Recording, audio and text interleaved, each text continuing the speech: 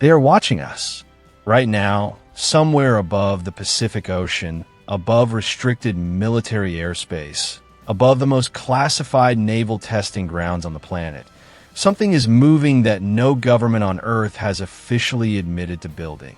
It climbs from sea level to 90,000 feet in less than 2 seconds. It makes right-angled turns at speeds that would kill any human pilot. It has no exhaust, no wings, no visible propulsion system, and it is being tracked on multiple radar systems simultaneously by United States Navy pilots who are some of the most credentialed, most experienced, most psychologically screened human beings in the history of aviation. And the most shocking part of this story is not what they saw. The most shocking part is that the United States government already knew. They had already seen it before.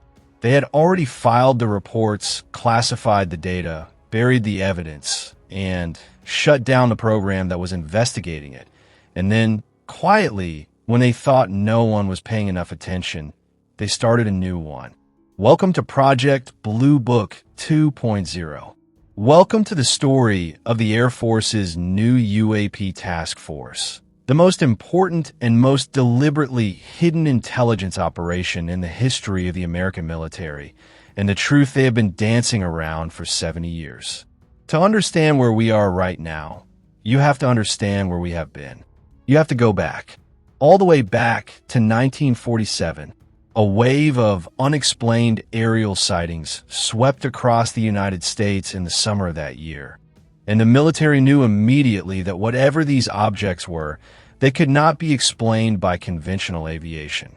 Pilot Kenneth Arnold described a formation of objects near Mount Rainier, Washington, moving at speeds he estimated at over 1,000 miles per hour.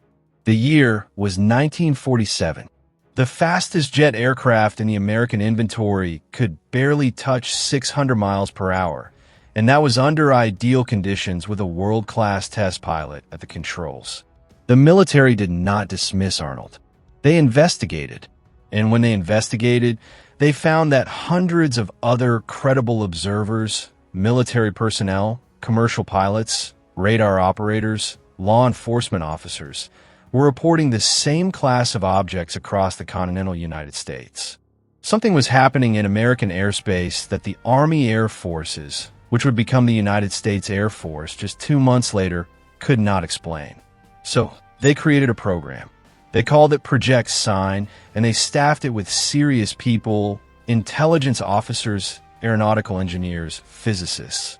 And Project Sign's initial classified estimate, a document that was produced for the highest levels of the Air Force in 1948, concluded something extraordinary.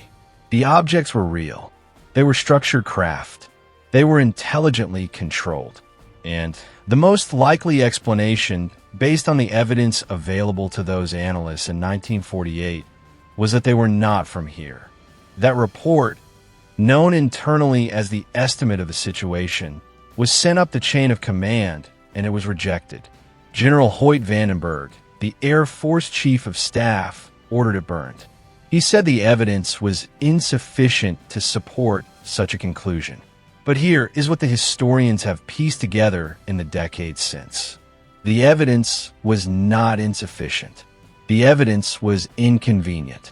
Because if the United States military in 1948 publicly acknowledged that structured craft of unknown origin were operating in American airspace, the implications for national security, for public order, for the geopolitical relationship with the Soviet Union were catastrophic.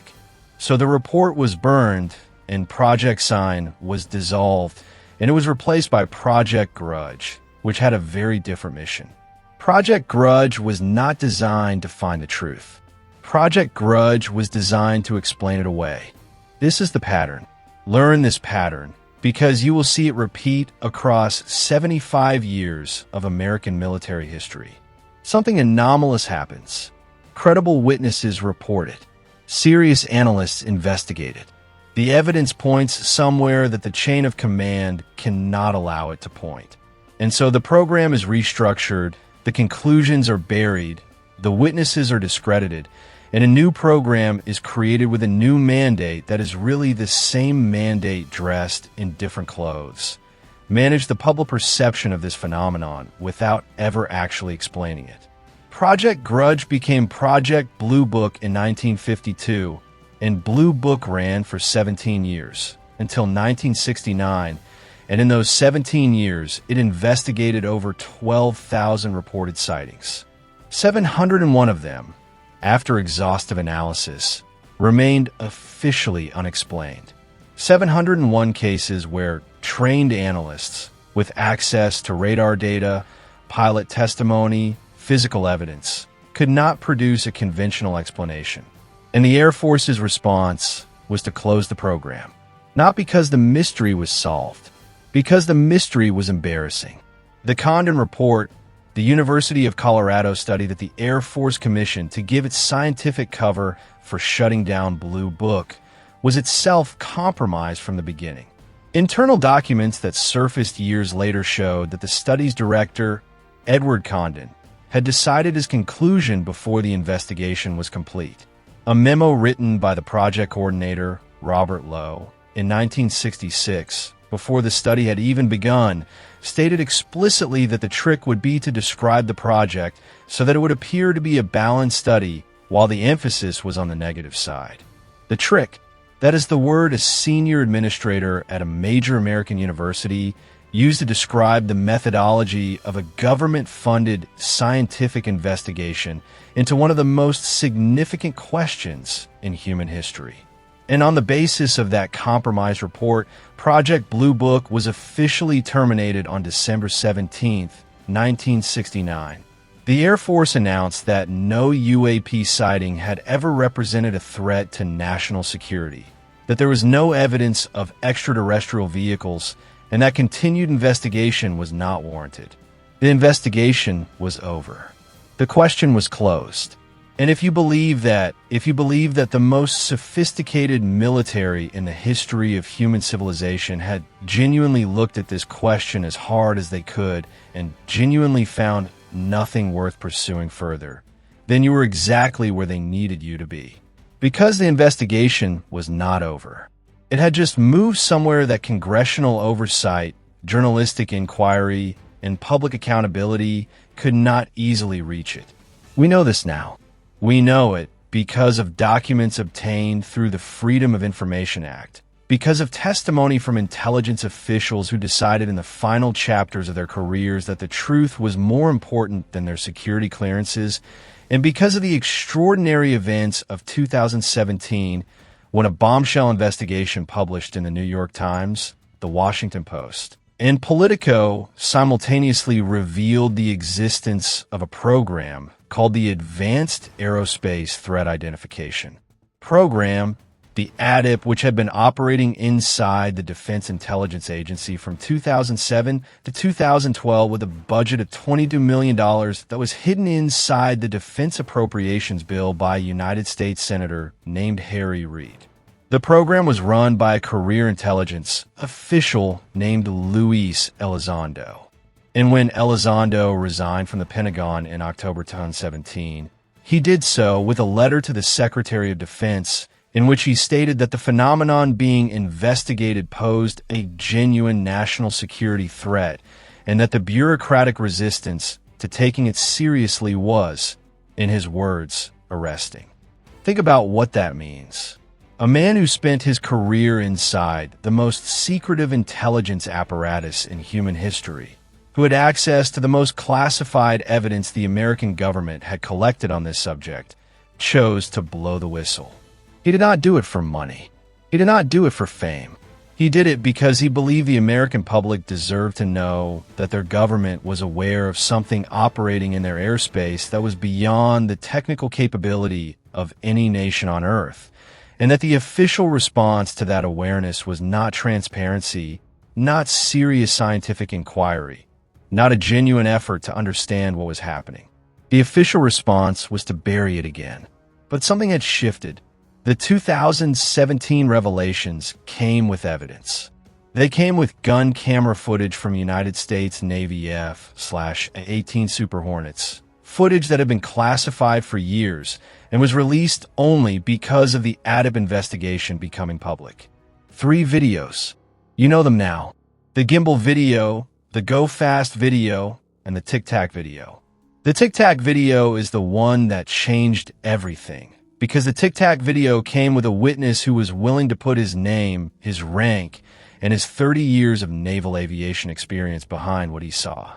Commander David Fravor, a graduate of the United States Naval Academy, a former commanding officer of the Black Aces Fighter Squadron, one of the most decorated and experienced fighter pilots in the history of the United States Navy. Commander Fravor did not see a blurry done on a radar screen.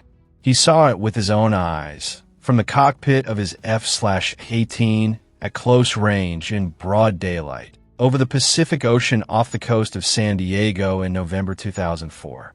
Here is what Commander Fravor described. He was on a routine training mission when he was directed by the Princeton, the USS Princeton, a Ticonderoga-class guided missile cruiser, to investigate a contact that the Princeton's radar had been tracking on and off for 2 weeks.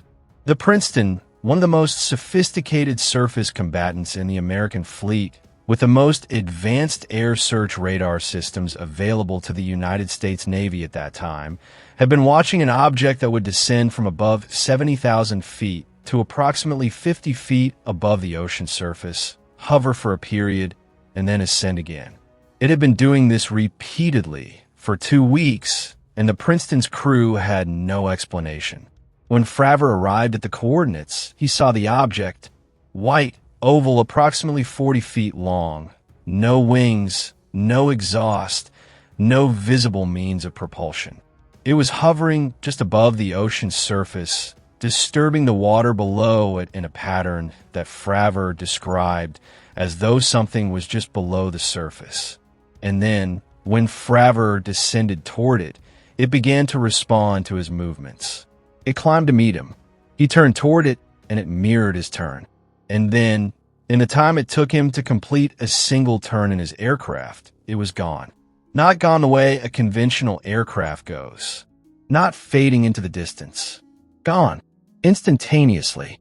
And then the Princeton's radar picked it up again, 60 miles away, at the combat air patrol point that Fravor's own flight had been assigned, as if it knew where they were supposed to be going. Commander Fravor, in testimony before the United States Senate, under oath with his name, rank, and career on the line, described that as the most advanced piece of aerodynamic technology he had ever seen. And he said he had no idea where it came from. This is not a fringe story.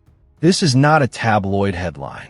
This is a United States Navy commander testifying before the United States Senate, describing an encounter with an unidentified aerial phenomenon that demonstrated capabilities decades, perhaps centuries, beyond anything in the American military inventory. And the Tic Tac was not alone. The Princeton's radar had been tracking these objects for 2 weeks. The Theodore Roosevelt Carrier Strike Group, operating in the Atlantic between 2014 and 2015, had similar encounters. Multiple pilots, multiple aircraft, multiple radar systems, all tracking objects that violated every known law of aerodynamics.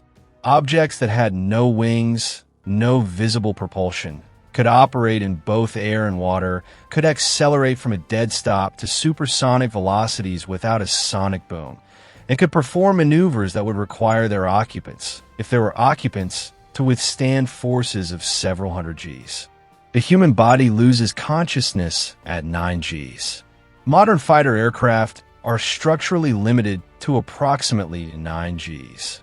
Whatever was flying over the Theodore Roosevelt battle group was operating at a physical regime that has no human equivalent. So now you understand the scale of the problem. And now you understand why, in the summer of 2020, the Department of Defense did something it had never done before in 70 years of this subject. It officially, formally, unambiguously acknowledged that the 3 Navy videos were real.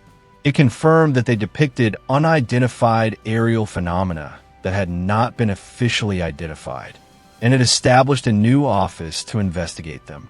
The Unidentified Aerial Phenomena Task Force, the UAPTF. Project Blue Book 2.0. The program has since been renamed and restructured multiple times, as these things always are. It became the Airborne Object Identification and Management Synchronization Group, the AOIMSG, in November 2021. Then it became the All-Domain Anomaly Resolution Office, the ARO, established by the National Defense Authorization Act in December 2022. Each renaming brings a slightly larger mandate, slightly more resources, slightly more interagency coordination. But the core mission remains what it has always been: investigate, assess, and if possible explain what is operating in the airspace and maritime space of the United States that the United States military cannot account for. The establishment of the ARO represents, on paper, the most serious institutional commitment the American government has ever made to this subject. The office reports to both the Secretary of Defense and the Director of National Intelligence. It has authority to coordinate across all military services, all intelligence agencies, including the CIA, the NSA, the NGA, the DIA.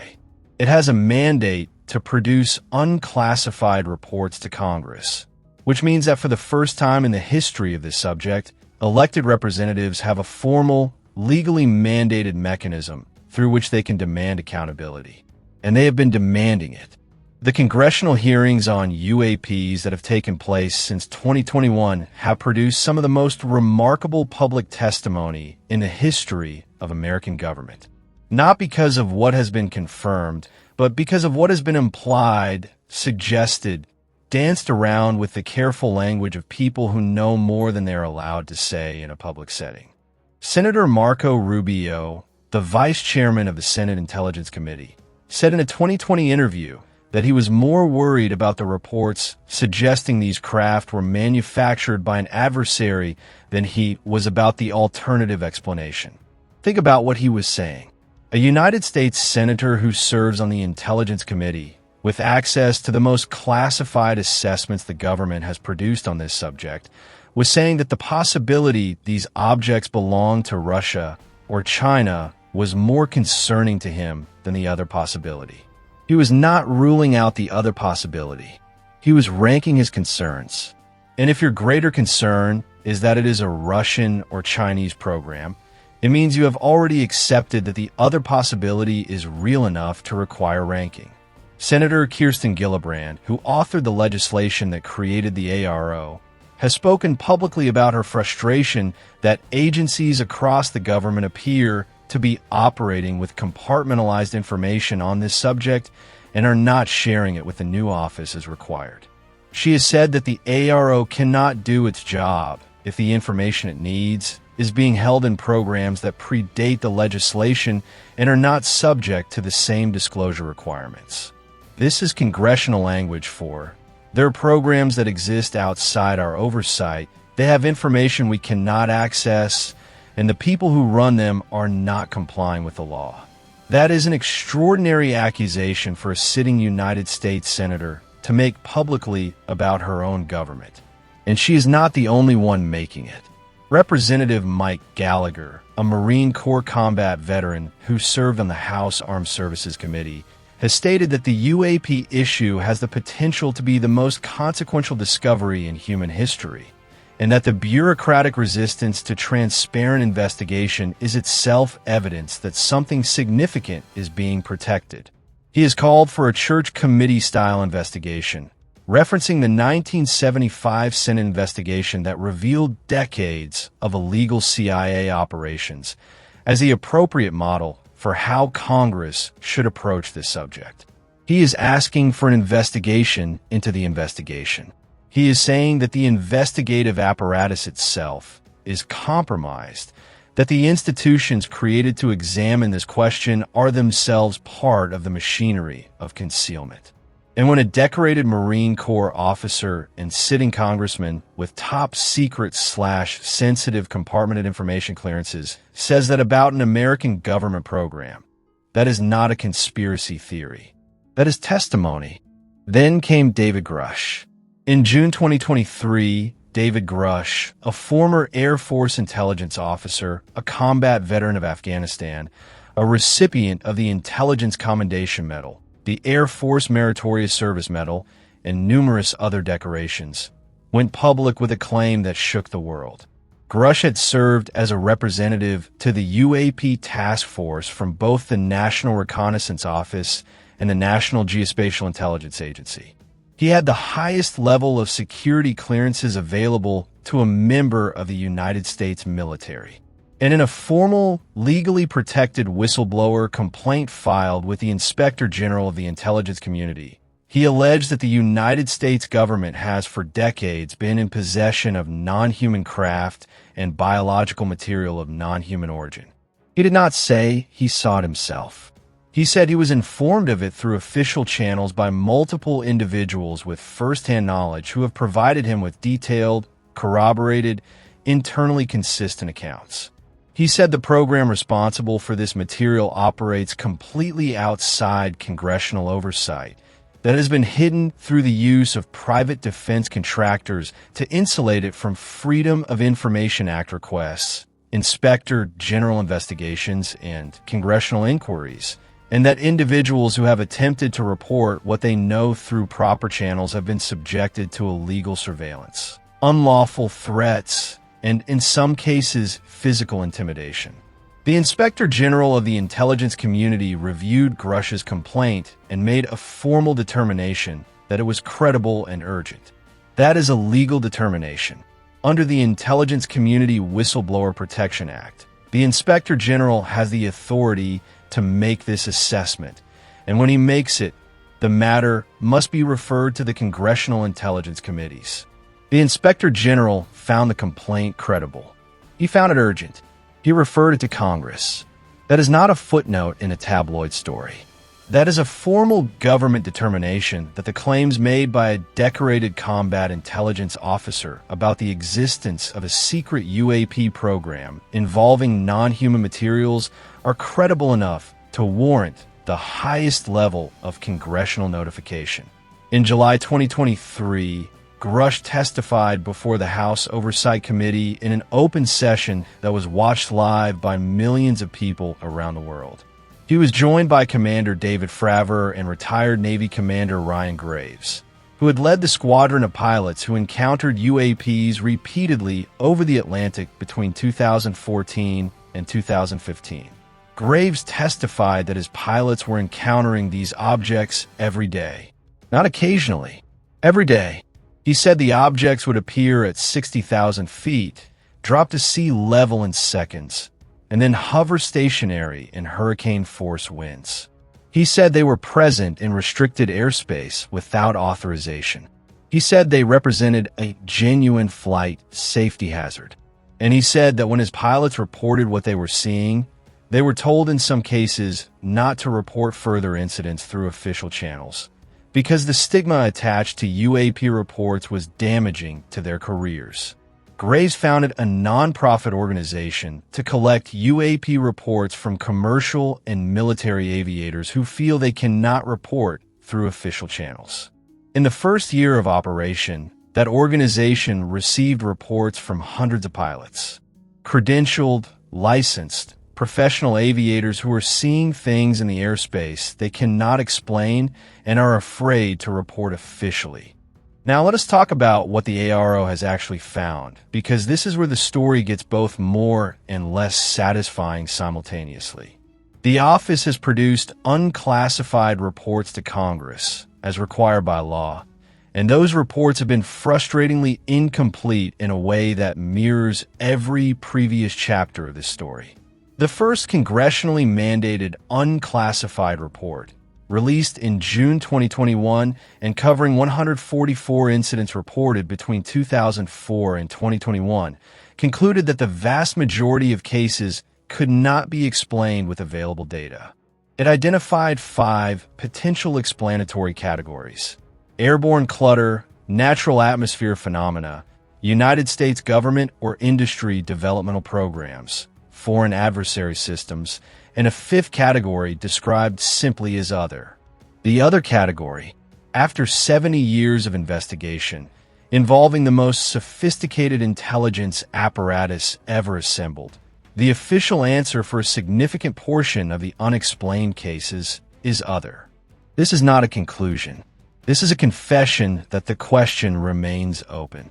The 2022 annual report was more detailed and more disturbing. It cataloged over 500 new incidents reported since the previous assessment.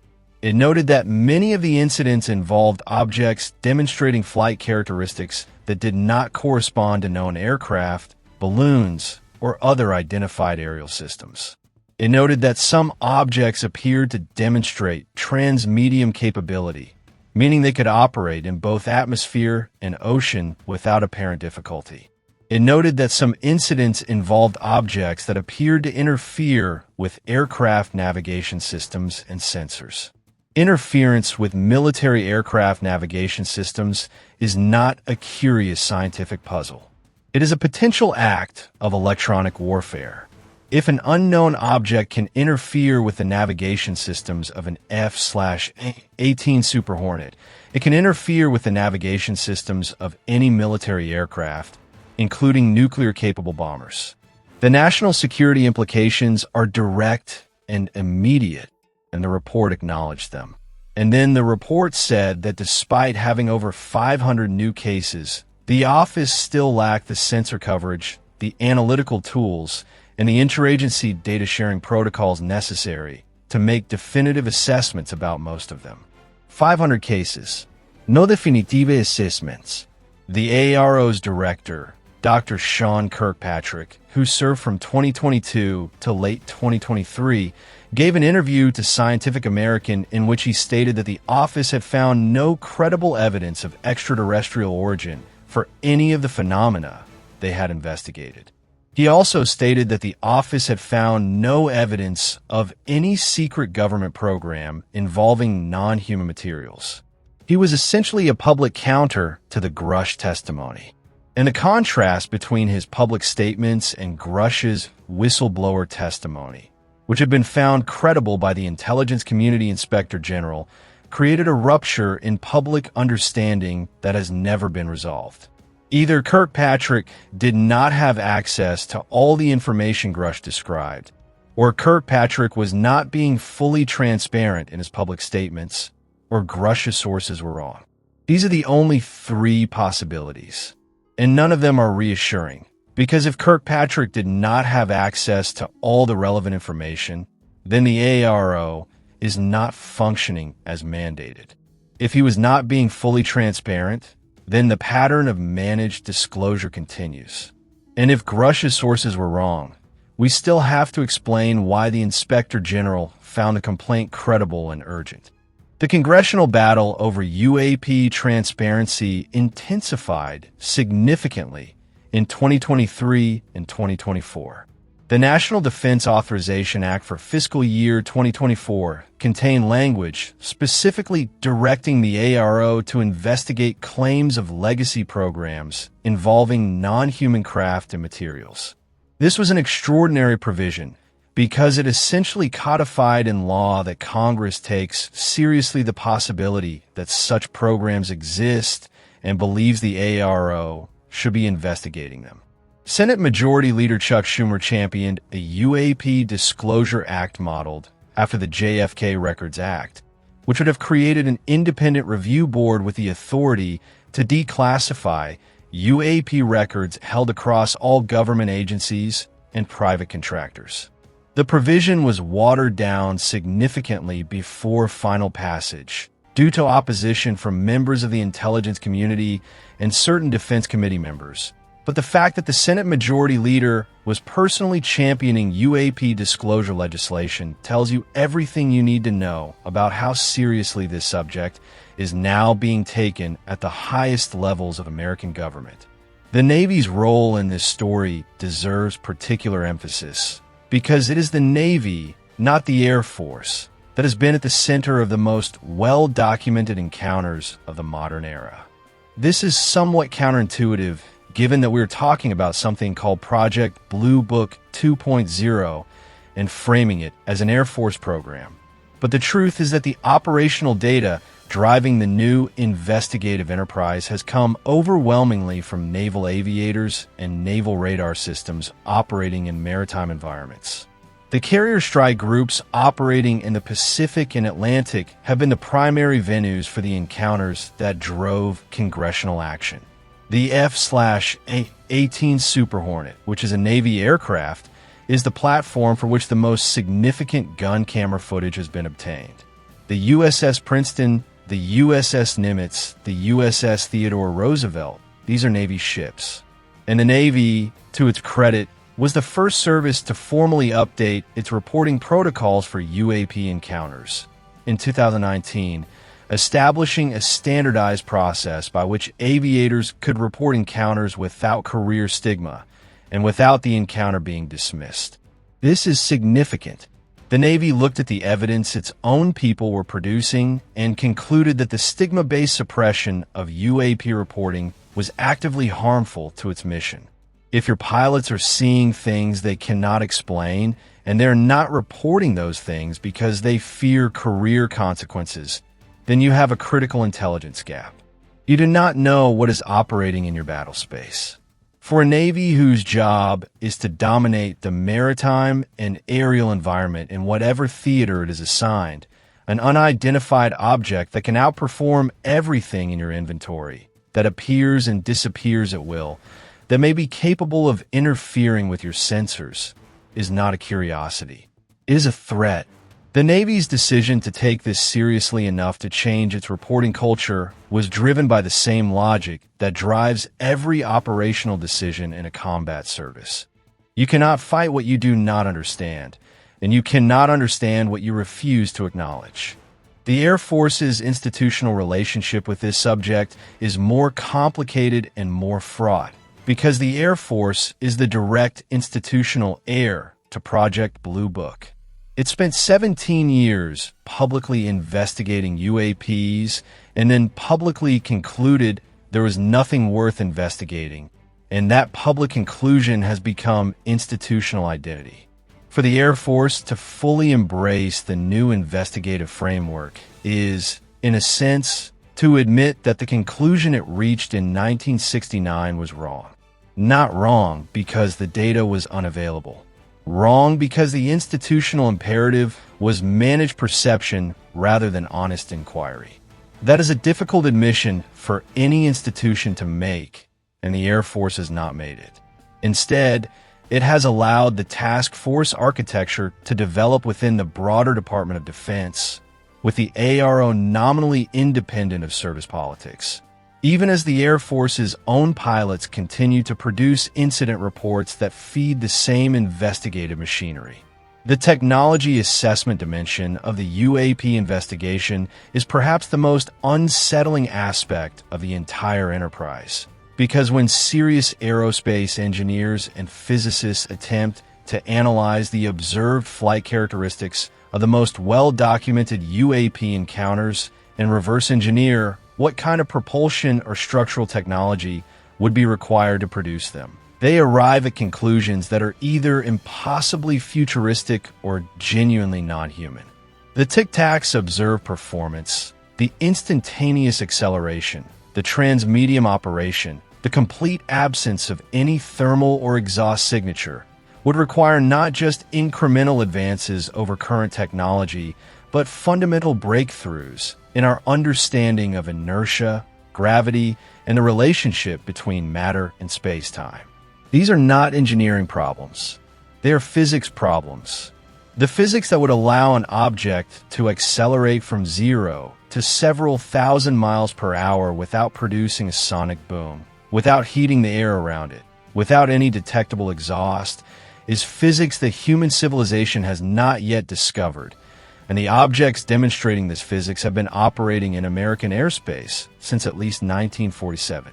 Dr. Hal Puthoff, a physicist who holds a doctorate from Stanford and spent decades working on government-funded consciousness research and propulsion physics at the CIA and the Defense Intelligence Agency, has described the UAP phenomenon as potentially involving what he calls metamaterials, materials engineered at the atomic or subatomic level to have electromagnetic properties not found in natural matter. The DAA contracted with organizations that included Puthoff's Institute for Research into Advanced Aerospace Propulsion and Materials, research that was conducted under the umbrella of the ATA program and that remains largely classified. But the fact that the Defense Intelligence Agency was spending money on research into metamaterials and advanced propulsion physics in connection with the UAP investigation tells you something about what the analysts who saw all the classified evidence concluded was worth investigating. You do not fund research into exotic physics unless the evidence you have seen suggests that exotic physics is relevant. The counterintelligence dimension adds another layer of complexity that is almost never discussed in public accounts of this subject. The possibility that some fraction of UAP encounters represent foreign intelligence collection operations, whether by manned or unmanned platforms, is taken seriously by the defense community.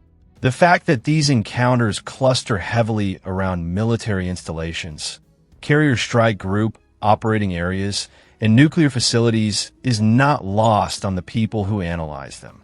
The USS Nimitz encounter in 2004 occurred when the carrier strike group was conducting pre-deployment training. The Theodore Roosevelt encounters occurred during similar training operations. If a foreign power had a platform capable of positioning itself adjacent to an American carrier strike group at altitudes and velocities that our air defense systems could not intercept, and collecting intelligence on our training operations, our communication protocols, our radar capabilities, our combat procedures, that would represent the most catastrophic intelligence penetration in the history of the United States Navy. The fact that this is taken seriously as a possibility, even as the observed flight characteristics make attribution to any known foreign program technically impossible, reflects the degree to which the people responsible for evaluating the threat have concluded that the conventional explanations are inadequate, but that acknowledging the unconventional ones carries its own set of institutional and strategic consequences. The historical record of UAP encounters at nuclear facilities deserves particular attention because it represents the clearest and most consistent pattern in the entire database of unexplained incidents. From the late 1940s onward, there is a documented pattern of unidentified aerial objects appearing over American nuclear weapons storage facilities, nuclear missile silos, nuclear testing ranges, and nuclear-powered naval vessels. The declassified reports from Malmstrom Air Force Base, where multiple Minuteman intercontinental ballistic missiles simultaneously went offline during a UAP incursion in 1967, are among the most disturbing in the historical record. Captain Robert Salas, the missile launch officer on duty that morning, has testified under oath before members of Congress that UFOs, in his words, shut down our missiles, and that the Air Force has attempted to suppress this information for 50 years. Salas is not alone. Multiple former launch control officers from multiple bases have described similar incidents. The pattern is consistent. The objects appear over the facility. The missiles go offline, one after another, in sequence, in ways that the Air Force's own engineers concluded at the time could not be produced by any electrical or electromagnetic failure mode they could identify. And then the objects leave and the missiles come back online. If this is a demonstration, it is the most sophisticated and most targeted demonstration of technological capability ever directed at the American nuclear deterrent. And if it is not a demonstration, if it is something else, the question of what it is and who or what is doing it is arguably the most important national security question the United States has ever faced.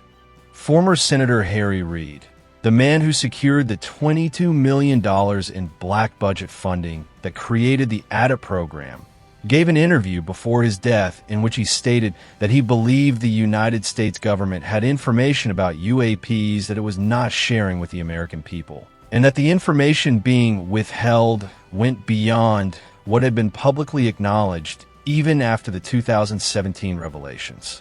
Reid was not a man prone to hyperbole. He was a former Senate Majority Leader, a career politician who understood better than almost anyone alive the language of plausible deniability and managed information. When he said the government knows more than it is saying, he was not speculating. He was speaking from first-hand knowledge of what he had been told and what he had been refused by the intelligence agencies he had overseen for decades. The private sector dimension of this story is one of its most significant and least examined aspects. In the years since the 2017 revelations, there has been an extraordinary mobilization of private capital and private scientific talent around the UAP question. Billionaires including Robert Bigelow, who spent hundreds of millions of his own money on UAP research through his National Institute for Discovery Science and his relationship with Bigelow Aerospace, have maintained deep connections with government and military sources on this subject. The Sol Foundation, founded with support from former senior intelligence officials, is engaged in serious scientific and policy research on UAP. The Galileo Project at Harvard, led by Professor Avi Loeb, is building a global sensor network specifically designed to capture high-resolution, multispectral data on anomalous aerial phenomena. These are not fringe operations. These are serious scientific and intelligence professionals who have concluded that the phenomenon is real enough and significant enough to warrant the investment of serious resources. Professor Loeb's perspective is particularly valuable because it comes from the most credentialed mainstream scientific establishment available. Loeb is the former chair of the Harvard Astronomy Department.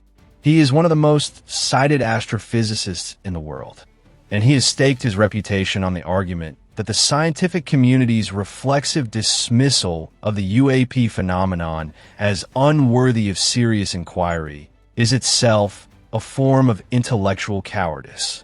He argues that the null hypothesis, that all UAP encounters have mundane explanations, is no more scientifically justified than the alternative hypothesis that some of them represent technology of non-human origin, and that the proper scientific response to the evidence is to design experiments that can distinguish between hypotheses, not to declare the question closed before the experiments are conducted. The Galileo Project is his attempt to do exactly that, to build the infrastructure needed to collect the kind of high-resolution, multi-sensor, corroborated data that would allow physicists to make meaningful statements about what these objects are and how they work. The project has received funding from dozens of private donors and has established a network of observation stations in multiple countries. It represents the most serious privately funded scientific response to the UAP question in history. Where does this leave us today? The All-Domain Anomaly Resolution Office continues to operate, continues to collect reports, continues to produce annual assessments for Congress. The reports continue to identify hundreds of new incidents each year that cannot be explained with available data. Congressional oversight has improved, but remains hampered by classification barriers, interagency information sharing failures, and the continuing resistance of elements within the intelligence community to full transparency. The whistleblowers continue to come forward, and their claims continue to be found credible by the institutional processes designed to evaluate them, even as the official response continues to be that no program involving non-human materials has been confirmed. The pattern has not changed. What has changed is the scale of institutional acknowledgement, the seriousness of congressional engagement, and the depth of public awareness. 70 years of managed disclosure has produced a situation in which the question is no longer whether to take the UAP phenomenon seriously. The question is what it is. And that is the question that Project Blue Book 2.0, by whatever name it is called this week, has been tasked with answering even as the institutional forces that have prevented that answer for 3/4 of a century continue to operate. Here is the payoff of everything we have covered. The UAP question is not, at its core, a question about whether there is intelligent life elsewhere in the universe. That question, while significant, is ultimately philosophical. The UAP question, as it exists today, inside the intelligence apparatus of the United States government, is a question about power, accountability, and the limits of democratic governance. If there are programs that have been operating for decades with access to materials and knowledge that the elected representatives of the American people have not been allowed to see, funded with public money that has been hidden through classification and private contracting, and shielded from oversight by the same institutional machinery that was supposed to ensure accountability, then the UAP question is a constitutional question. It is a question about whether the American government, as designed, can function when some of the most significant decisions it has ever made are being made by a small number of people operating entirely outside the system of checks and balances that is supposed to govern it. Senator Schumer made exactly this argument in his advocacy for the Disclosure Act. He said explicitly that if the claims of a secret UAP program are true, it would represent one of the greatest violations of congressional oversight in American history. Not because of what was found, but because of how it was hidden. The Air Force, which gave us Project Blue Book and then told us the investigation was over, now operates within a framework that includes the ARO, mandatory congressional reporting, legal protections for whistleblowers, and a Senate Majority Leader willing to stake his legacy on disclosure legislation. That is a different world than 1969. But the fundamental dynamic has not changed. There are people who know things they're not allowed to say. There are programs that exist beyond oversight. There are objects in American airspace that cannot be explained. And there is an institution that has spent 75 years managing the narrative around all of it, with enough success to have convinced 3 generations of Americans that the question was closed, even as the evidence continued to accumulate. The most honest thing that can be said about Project Blue Book 2.0, about the ARO, about the entire modern UAP investigative enterprise, is that it represents a genuine and significant shift in the institutional posture of the American government toward this subject, and that it remains far short of what the evidence demands. It is more serious than what came before. It is more transparent than what came before. It has produced more credible public testimony, more formal congressional engagement, and more acknowledgement of the phenomenon's reality than any previous chapter of this story. And it is still, by any serious measure, inadequate to the scale of the question. The people who operate the ARO know things they're not putting in their unclassified reports. The people who run the programs that Grush described, if those programs exist as described, know things that the ARO has not been able to access.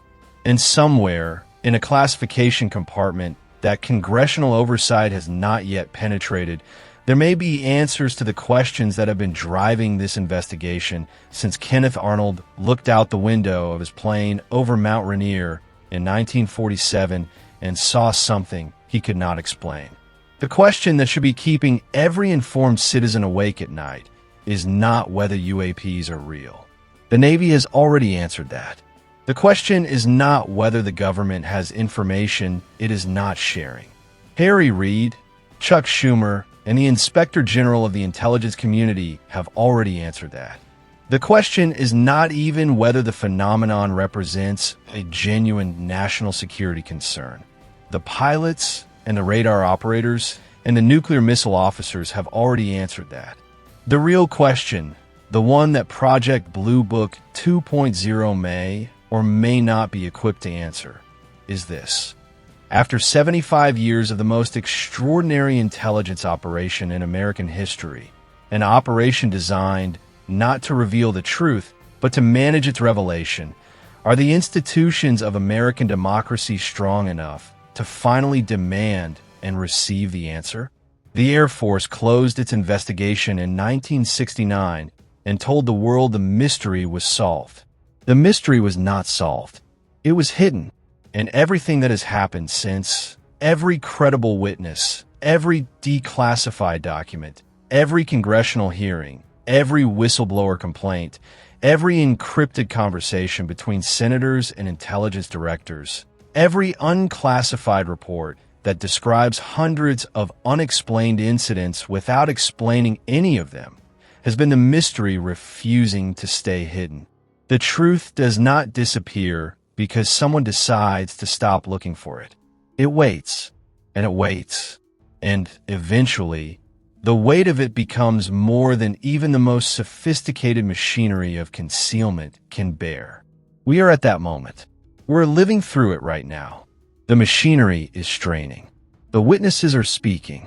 The elected representatives are demanding answers. And somewhere in the bureaucratic architecture of the most powerful military in human history, Project Blue Book 2.0 is either finding the answer or deciding how to manage the moment when the answer finally becomes impossible to contain. The story is not over. It has never been closer to its most consequential chapter. And you, by watching this, by caring enough to spend 60 minutes with the evidence and the testimony and the history that has led us to this exact moment, are a part of why that final chapter will be written in public, not in the dark. Stay curious, stay demanding, and do not let them close the investigation again. Now here is the question I want you to answer in the comments right now. Given everything you have just heard, given the testimony of decorated Navy pilots, the formal findings of the Inspector General, the classified programs that senators say they cannot access, the nuclear missile shutdowns, and 75 years of managed disclosure, what do you believe is actually in that classification compartment that congressional oversight has not yet reached? Tell me your honest answer below. And if this investigation deserves to continue, hit that subscribe button, because next week we go even deeper.